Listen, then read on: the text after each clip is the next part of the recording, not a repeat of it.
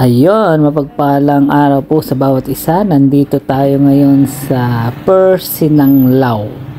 Ang sinanglaw po ay isa sa pinagmamalaking pagkain ng vegan, at sinubukan nating kumain dito at sulit naman po. Masarap po pala tong sinanglaw.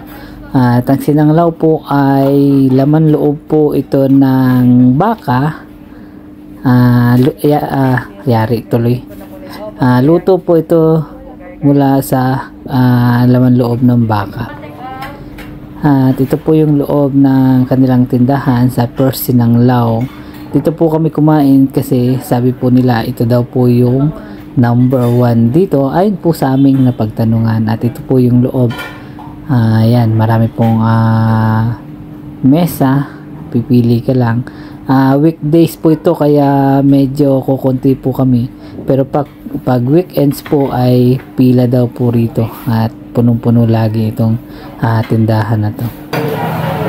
Testingin daw namin yung sinanglaw ng Ilocos.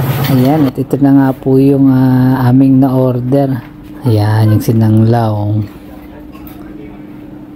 Dila yata po yung aming na order. Yan, medyo hihiwain na lang muna po ng maliliit ni Bossing or ni Mrs. Ayan, hihiwa-hiwain po yan. Tapos saka babalik dito sa may sabaw. Ayan, masarap po. Masarap, sulit po yung kahit first time ko lang pong kumain nito ay ako po, na-enjoy ko po yung sinanglaw. Masarap po pala yung sinanglaw. At ayan, at sabi nga po nila, isa to sa pinagmamalaki nilang pagkain. At pray muna po bago kumain. Siyempre, pray muna. Yan, amen. Yan, at ayan, ibabalik na po yung sasabaw. Yan. Tapos, ready to eat na. Yan. Ayan, ito po yung sinanglaw. Tapos may tigisang order na kanin.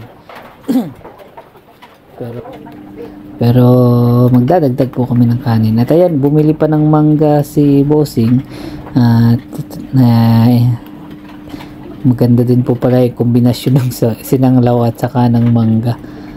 Ayan, may nagtitinda po kasi dyan sa may labas lang ng tindahan nila. Ayan na yung mangga with sinanglaw. Pwede po pala, masarap din.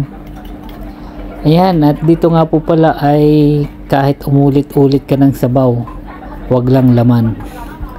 Ayan, at umulit nga po ako ng sabaw, at talagang mapapaulit ka naman ng sabaw dito dahil sulit po yung lasa. Masarap po yung sinanglaw nila dito sa may vegan. At dito nga po, ulitin ko po, sa may tindahan po nila ay sa Sinanglaw. At ito po yung palabas na pwede ka rin dong pumesto kung gusto mo dyan kumain sa labas.